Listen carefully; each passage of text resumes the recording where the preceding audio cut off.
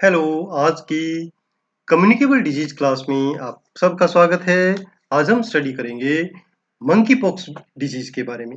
ये लेक्चर आप हिंदी में देख रहे हैं। यदि आपको इंग्लिश में स्टडी करना है तो आई बटन पे क्लिक करें। वहाँ से आपको इंग्लिश लेक्चर का लिंक मिल जाएगा या आप डायरेक्ट चैनल को विजिट करके वहाँ से भी ये लेक्चर इंग्लिश में देख सकते हैं। मंकी पॉक्स क्या है? इसे हम ह्यूमन मंकी पॉक्स के नाम से जानते हैं क्योंकि ये एनिमल्स में मेनली होती है। जब ये मनुष्य में आती है, मानव में आती है, तब इसे हम ह्यूमन मंकी पॉक्स कहते हैं। तो ह्यूमन मंकी पॉक्स एक वायरल जूनोसिस है। Zoonosis means the disease which spreads from animal to human being. जो जानवरों से ट्रांसमिट होके मनुष्य में आती है, उस डिजीज को हम जूनोसिस कहते हैं। तो ये एक वायरल जूनोसिस है।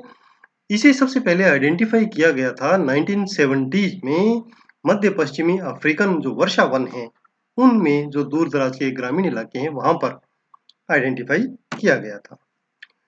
कॉजेटिव एजेंट क्या है? जैसा अभी मैंने आपको बताया कि एक वायरस इसका कॉजेटिव एजेंट है, जिसे हम मंकी पॉक्स वायरस कहते हैं। और यह monkey pox virus orthopox virus genus की एक प्रजाति है, जो पॉक्स वायरिडे नाम के फैमिली से संबंधित है। मोड ऑफ ट्रांसमिशन, कैसे स्प्रेड होता है? जो ह्यूमन मंकी पॉक्स है वो संक्रमित जानवरों के रक्त, बॉडी फ्लूइड्स, त्वचा, म्यूकोसल जो लीजन्स है, घाव वो के डायरेक्ट कांटेक्ट से स्प्रेड होता है। और कभी कभी मानव टू मानव, human being means from patient, ये ट्रांसफर हो सकता है एक स्वस्थ व्यक्ति में यदि डायरेक्ट कांटेक्ट है तो। अब आता है कि जो विभिन्न जानवर हैं जिनसे मेनली ये फैलता है वो कौन कौन से। बहुत सारे जो जानवर हैं वो आइडेंटिफाई किए गए हैं इसके लिए, जिसमें मुख्य रूप से स्क्विरल, रोप स्क्विरल और ट्री स्क्विरल, गिलहरी, गैम्बियन पाउच वाले चूहे, डोरमाइस आदि शामिल है।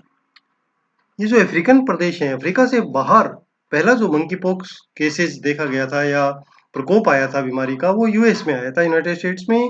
और उसमें आइडेंटिफाई जब इन्वेस्टिगेशन किया गया तो पता लगा कि जो पेट थे, जिन्हें हम प्रेरी डॉग्स कहते हैं, बहुत ही छोटे छोटे होते हैं, उनके कारण वो स्प्रेड हुआ था। और वो क्यों हुआ? क्योंकि उन्हें रखा गया था डोरमाइस और गैम्बियन पाउच वाले चूहों के साथ, जिनको इंपोर्ट किया गया था घाना से। तो वो बीमारी वहां से वो लेकर आए थे चूहे, और वहां से वो डॉग्स में गया और डॉग से ह्यूमन मंकी पॉक्स के रूप में वहां पर स्प्रेड हो गया। क्लिनिकल मैनिफेस्टेशन, क्या क्या लक्षण इसमें उत्पन्न होते हैं? तो इसके लक्षणों को हम दो स्टेजेस में डिवाइड करते हैं। पहली स्टेज आती है इन्वेजन पीरियड, जो 0 से 5 दिन का हो सकता है। इसमें मुख्य रूप से बुखार, तेज सर दर्द, lymph adenopathy means lymph nodes इसमें स्वेल हो जाते हैं, पीठ में दर्द होता है, मांसपेशियों में दर्द होता है, और एस्टेनिया मतलब ऊर्जा की कमी, बहुत ही लिथार्जी बॉडी रहेगी, वो हो सकता है। सेकेंड स्टेज आएगी दानों का निकलना, जिसे हम स्किन इरप्शंस बोलते हैं। ये दाने बुखार आने के 1 से 3 दिन के अंदर शुरू हो जाती हैं। दाने मुख्य रूप से ट्रंक की बजाय चेहरा, हाथ और पैर, इनकी हथेली और जो सोल्स, उनमें ज़्यादा देखे जाते हैं। और इसके अलावा ये म्यूकस मेम्ब्रेन, चाहे वो आइज की हो, ओरल कैविटी की हो, जेनाइटेलिया हो, कॉर्निया हो, इनको भी ये प्रभावित कर सकता है। ये जो दाने होते हैं वो मैक्यूल से स्टार्ट होते हैं, जो बाद में पेप्यूल बन जाते हैं, फिर वेसिकल्स बन सकते हैं, पस्ट्यूल्स बन जाते हैं, और क्रस्ट के रूप में लास्ट में वो ठीक हो जाते हैं, जड़ जाते हैं। तो ये इनकी स्टेजेस रहती हैं इरप्शंस की। घावों की जो संख्या या जो लीजन्स हैं या इरप्शंस हैं, ये कुछ गिने चुने से लेकर लाखों या हजारों की संख्या में हो सकते हैं। और कई बार तो इतने पास पास हो जाते हैं कि एक स्किन का पर्टिकुलर एरिया ऐसे स्लफ ऑफ हो जाता है। तो ये सीवियर कंडीशन इसकी होती है। डायग्नोस्टिक इन्वेस्टिगेशन क्या होगा? मंकी पॉक्स का जो डायग्नोसिस है वो इसके फिजिकल एग्जामिनेशन रोगी के और जो दानों के उभरने का सिस्टम है उससे कुछ आइडिया हो सकता है। डायग्नोस्टिक इन्वेस्टिगेशन के लिए सटीकता के लिए हम पीसीआर टेस्ट करवाते हैं। इसके लिए सैंपल्स लिए जाते हैं, जो पस्ट्यूल्स, पेप्यूल्स, ये जो क्रस्ट है इनका, और कभी कभी बायोप्सी भी ली जा सकती है। कन्फर्म होने के बाद ट्रीटमेंट क्या होगा? सामान्यतः मंकी पॉक्स एक सेल्फ लिमिटिंग डिजीज है, कुछ भी ट्रीट करने की जरूरत नहीं है, जस्ट सपोर्ट देना है। 2 से 4 हफ्ते तक ये ओके हो जाता है। बट कभी-कभी सपोर्टिव ट्रीटमेंट के रूप में हमें बुखार के लिए फ्लूइड एंड इलेक्ट्रोलाइट इम्बैलेंस को मेंटेन करने के लिए सपोर्ट देते हैं, ट्रीटमेंट देते हैं। और अगर सीवियर कंडीशन होने लगती है तो एंटीवायरल और सेकेंडरी इन्फेक्शन को रोकने के लिए एंटीबैक्टीरियल ड्रग्स भी दे सकते हैं। मुख्य रूप से हमें ध्यान देना है प्रिवेंशन पर। तो इसके लिए निगरानी और नए जो मामले आ रहे हैं उनकी तेजी से पहचान कर उनको आइसोलेट करें और उनका ट्रीटमेंट शुरू कर दें, तो ये समाज में फैल नहीं पाएगी और एक महामारी नहीं बन पाएगी। तो निगरानी यानी सर्विलेंस कंपलसरी है, जरूरी है।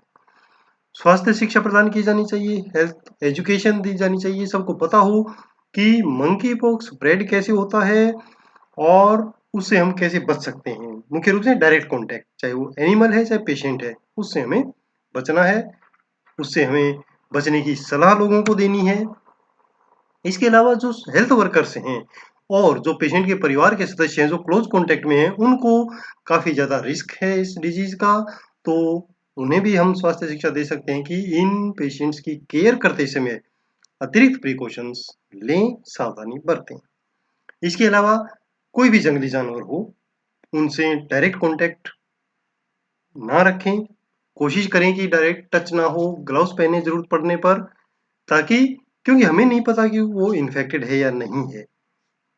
इस प्रकार हम उनसे कॉन्टैक्ट कम करके या प्रिकॉशंस के साथ कॉन्टैक्ट करके हम इस बीमारी को स्प्रेड होने से रोक सकते हैं, महामारी बनने से रोक सकते हैं, एपिडेमिक को संभावना को खत्म कर सकते हैं।